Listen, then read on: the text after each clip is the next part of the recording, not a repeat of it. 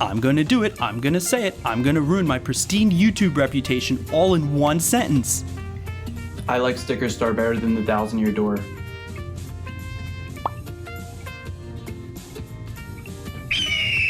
Yes, Paper Mario, the game series with more of an identity crisis than a mixed person with red hair and green eyes. Starting a sequel to the very well-received Super Mario RPG on the Super Nintendo, Paper Mario 64 on the N64 set out to continue the legacy of its super accessible yet lovable older brother, providing a mix of Nintendo's beloved Mario characters and Squaresoft's patented RPG systems.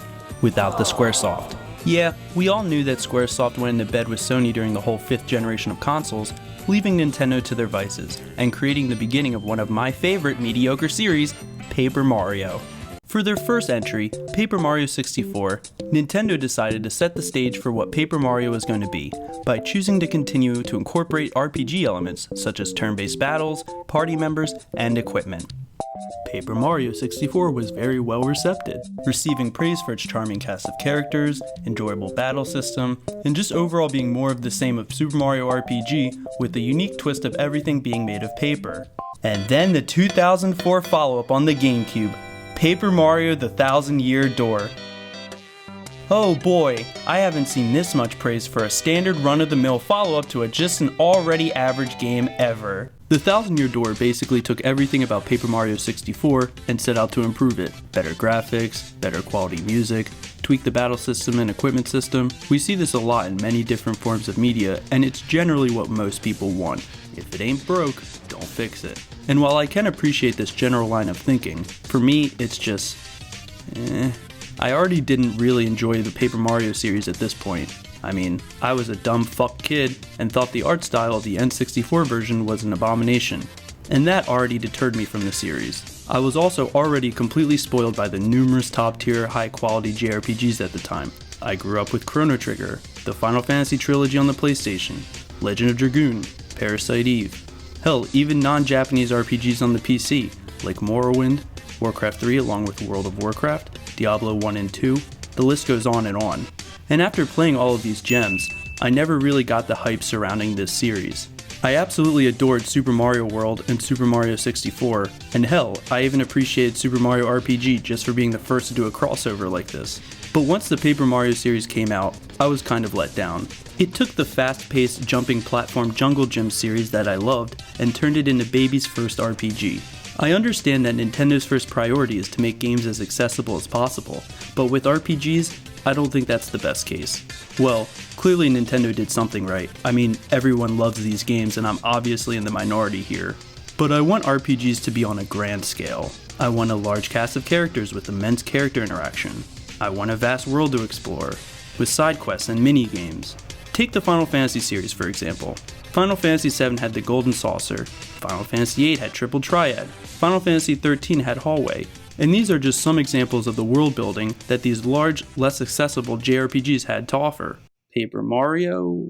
You kind of just walked left and right and did some bosses. Now I know I'm kind of brushing off some of the intricacies of these games, but it's a real hard argument to make that the first two Paper Mario games were as deep and open-ended as some of their competitors. That wasn't the point. But for me, I appreciate those deep and open-ended experiences way more than a watered-down, more accessible version. Again, I'm clearly in the minority. And then came some actual change. But we're not going to discuss this pile of garbage. No, but really, I don't have the grounds to talk about this game, as I can never really get more than an hour into it without dropping interest every time. I know that there's been a lot of Zoomer appreciation and nostalgia for this game in recent times. I remember many people my age highly disliking this game at the time of its release, and I just don't like it. I don't like the motion controls. I hated the music. I hated the setting. I don't like the art style. Actually, can we talk about this for a second? Can we talk about some of the character designs in the early Paper Mario games? I understand the appreciation for a variety of character designs. However, maybe I'm just blind, but what is this? I'm sorry, this doesn't look like a Nintendo character. And if you take Mario out of the picture, this doesn't even look like it was a game developed by Nintendo. This looks like a mobile game. Hell, these characters are basically Android emojis. Now I know, There are many people who think that these designs are good. It's okay. There are people that think that this is good gameplay. However, I will 10,000 times rather take this than this. As mentioned, I don't think it's fair of me to sit here and critique this game, as I never really gave it a fair shot and know nothing really about it. Who knows? Maybe I'm missing out. Maybe Super Paper Mario is actually a game I could appreciate if I just went into it with an open mind and saw it through. But with what I've played, however, there's just nothing I can say that's positive about this game. Except actually for the fact that it was the catalyst for some serious change in the series. After 5 years in the dark, Paper Mario Sticker Star was born into the world. And remember how I said I've never seen as much praise for an average game like I did with the Thousand Year Door? Well, it's safe to say that I've never seen as much negative backlash for an average game as I've seen with Sticker Star. Now, to be fair, I'm saying this in complete hindsight, and seeing as how this generation of the series evolved, I can kind of see why people didn't like this one. It basically took everything that the series was known for and changed the game. No more party members, no more traditional battle system, no more leveling up, no more Android emojis. Instead, we got toads. Lots and lots of toads. To give the game some credit, the amount of toads in Sticker Star actually pales in comparison to the later games, but more on that in a few. However, for everything it lost, it gained a new experience, exploration. Long gone is the run left and right gameplay of the first 3 games. You now are actually encouraged to push and explore your surroundings. This is a gameplay style that has survived and stayed through until today, but this first implementation, well, it was about as basic as you can get. Basically, you only look around to find more stickers, your main items in the game, or to find spots to enter what's called paperization, where you can then place said stickers to solve very cryptic puzzles. And while I applaud Nintendo and Intelligent Systems for choosing to move the series in this direction, like most first attempts, it was pretty bare bones. And while I don't want to get into any of the story elements of these games, Sticker Stars is basically non-existent. Tie this with the fact that the only companion character you have for the entire game, Kirsty, is the biggest asshole of all time. Is there anyone who actually liked this character? But for all the gripes I have with this game, I appreciate it for what it is. No longer was the Paper Mario series held back by trying to be an accessible, shallow JRPG. Now it had room to breathe and to become a fun game where you walk around, explore different locales, and collect various treasures. I know I'm leaving out some of the stuff that's less than ideal, but trust me, there's plenty of YouTubers out there who have gone into great detail about the pitfalls of this game. It just sucked that this game had to crawl so that the later entries could walk. But hey, the soundtrack's an absolute banger. It's actually probably the best in the series. Don't trust anyone who says that there's nothing good about Sticker Star, because clearly they're deaf if they think is better than March 3rd, 2016, and would you look at that, a new Paper Mario Nintendo Direct! Man, after playing this game, it's so disheartening to see the reception that it got. One day while looking across Wii U games, I came across gameplay footage for Paper Mario Color Splash, and instantly I fell in love. I'm definitely in the camp of gameplay over graphics, but man, is this game pretty. And it's not just the graphics, it's the way that the game actually made the world feel like it's made of paper. People say that this generation of Paper Mario games lacks soul, and I have no idea how you can say that when Intelligent Systems just completely nailed this aesthetic. That, coupled with the fact that they continue to provide a more jazz-like soundtrack than electronic, made this even better. I didn't really talk about this as much with Sticker Star, but I really enjoy this change in music style. Paper Mario 64's soundtrack had this kind of quaint, goofy, nostalgic sound to it that I can appreciate. Thousand Year Door and Super have this ear-grating, harsh electronic tone that could only have come from the decade of the Loudness Wars. Sticker Star and Color Splash toned us down quite a bit and produced what I believe to be a more mature, subtle soundtrack. God, I sound like a neckbeard. Just like with 64 and Thousand Year Door, Color Splash was a direct sequel to Sticker Star that set out to improve everything from its predecessor, which is where the initial backlash came from. People already hated the gameplay change, and you're telling us that you're making a sequel? How more tone deaf could you possibly be, Nintendo? Well, I'm glad they did, and now we get to see the exploration style in full effect. No more are we bound by the shackles of the 3DS limitations with these boring subworlds that all feel samey. Oh no boy, now we have the power of the Wii U and a full assortment of wide open worlds to explore. And they've removed the cumbersome, time-wasting paperization systems and replaced it with colorless spots, which are littered across the map and filled with your hammer. And replacing stickers, we got cards. Stickers in Sticker Star are basically just the same thing as an attack. You select it, you attack. In Color Splash, you select the card, decide how strong you want the attack to be with paint, accept, and then flick. Ah yes, the Flick, one of the most unnecessary additions to any video game that I've ever seen. We lost one shackle and gained another. This is one of the things that I would say that Sticker Star did better than Color Splash. There's just too much time in between starting an attack and when you actually attack the enemy.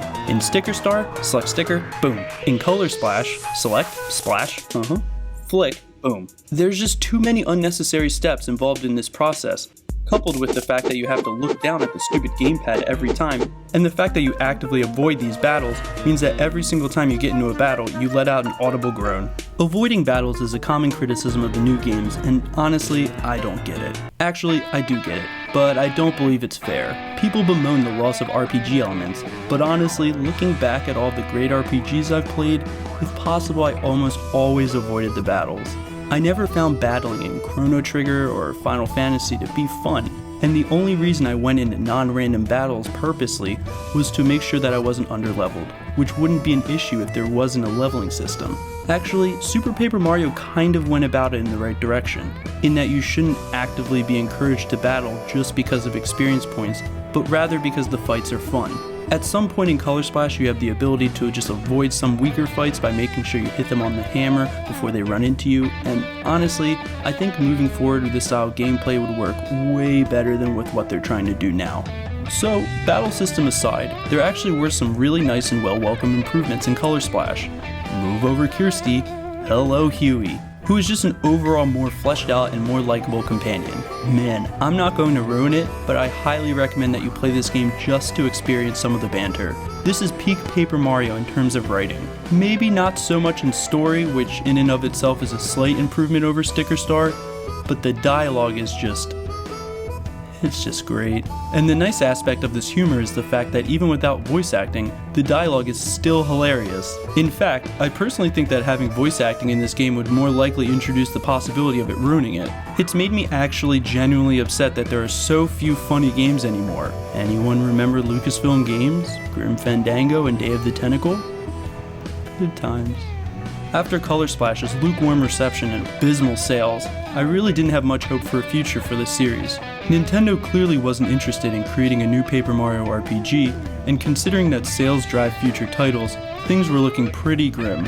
And thank coronavirus, because on May 14th, 2020, Nintendo took to Twitter to drop an announcement that a brand new Paper Mario game was coming its way onto the Nintendo Switch. Seriously, this came so far out of left field, no one was expecting this at all. At least I certainly didn't. Initially, when I woke up and checked my phone, I thought it was a leak or that it was a fan game or something, but after some sleepy-eyed inspection, I found out that it was a true Paper Mario game. And the trailer received some pretty positive feedback and showed some interesting stuff.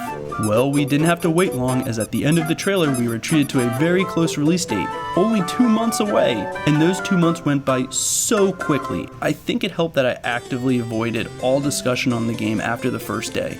And after I got my grubby little paws on it, I did absolutely nothing for 4 days straight, and I was blown away. Actually, after sitting on the game for a little, I can now look back on it and notice a lot of its flaws, but man, while actually playing the game, it was great. I haven't played a game that engulfed my entire life like that in a long time. Party members did come back, kind of. They weren't really added as a way to please fans of the older series, however, they were added as a tool to drive the story. Bobby was added in Chapter 2 to tag along and provide a childlike charm to the already whimsical Autumn Mountain and Shogun Studios theme park. Professor Toad to provide an explanation and help for how Mario was going to solve the mystery of the Ancient Ones in the scorching sandpaper desert. Kamek and Bowser to provide unnecessary comic relief in the tranquil Sangri Spa. You don't control them, and they only really randomly decide to help you out in battle, and miss most of the time. However, I think that Nintendo knew that they couldn't add these characters in just for story and leave old fans completely blue-balled by keeping them out of battles. I don't really mind this, as I don't really care about having party members in an adventure game, and old fans at least got something. The music also had something for everyone, introducing a lot of guitar and electronic sounds reminiscent of the old games. This is where the fan service kind of ends though. Exploration is expanded upon this game tremendously. Paper Mario has never seen such expansive zones like this yet. And I don't even mean the barren wastelands of the desert of Chapter 3 or the open Wind Waker-esque oceans of Chapter 4. Overlook Mountain, Autumn Forest, hell, even Toad Town and Sniff City are huge sprawling areas to explore. Remember how I said Sticker Star didn't have that many toads? Well, if you plan on playing this game, prepare for toads, toads, toads! Unlike the criticism of the previous games, I and many others didn't necessarily mind all of the toads this time around. There's hundreds scattered throughout the chapters as encouragement to explore and experiment with specific things. And every time you get them, you're rewarded with witty dialogue. Not color splash levels of funny, but funny nonetheless. This edition, along with the newly added hidden items, is something that I think would have made Color Splash way better, as with that game you basically only had the colorless spots. Finding all of the toads also helps provide a sense of pride and accomplishment for 100%ers, as the game does a very good job laying out what's needed in order to fulfill your goal. This focus on exploration and treasure finding is just something I appreciate so much about the modern Paper Mario games. And in Origami King, it's like Intelligent Systems really hit their stride and found a formula for how this style of game should pan out. I don't know, man, it just feels like everything about this game was just an overall improvement over Color Splash. I just really don't get why I don't think it's better than.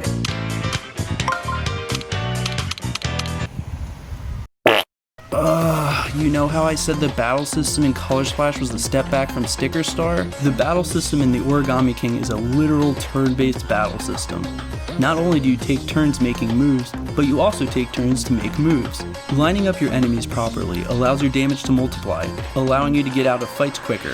If this was a one-off concept or maybe something just for bosses, I don't think I would have minded so much. But it makes it so that if you ever get into a fight, you know in the back of your mind that this is going to take multiple minutes just to finish. And as the game progresses, so does the difficulty of the puzzle. You have the ability to pay the toads that you find throughout your journey to give you a hint. And even I admit, I'm a fake gamer and paid the toads almost every single time. It's a general sentiment that this game makes you feel like an idiot, and on the surface level, these puzzles don't seem very hard. But when the timer's running down, your brain starts to panic and it makes the puzzle seem almost impossible. The loss of cards and stickers, however, gives the system a slight advantage. Kind of. You have different temporary items to use, such as jumps and hammers, which are realistically the same thing as cards and stickers, but since there are so few of them, it doesn't feel as bad as before. Really, my only gripe with this system is the fact that it takes so long to finish the battles. And throughout the game, there are moments where you skip the turn-based fights altogether and fight the enemy by just hitting them. Nintendo, please, can the next Paper Mario game just have the battle system be this way? I'm begging. If this is the case, this game series might actually become a high-tier set of games, instead of a mediocre set of disappointment that has so much wasted potential. So I know I talked a lot of smack on these games, especially the older ones. I wanted to take a second to say, clearly I'm just shooting the shit, and these games are good. So many people have fond memories and high praise for them. They just personally didn't resonate with me, and the newer games offer something different that I can't find in other games. This community has such a toxic divide between fans and differing opinions, and I think that maybe, just maybe, if we as grown-ass adults start acting our age instead of the age of the target demographic of these games, then maybe I won't have an aneurysm every time I check the comment section of anything Paper Mario related. Progress.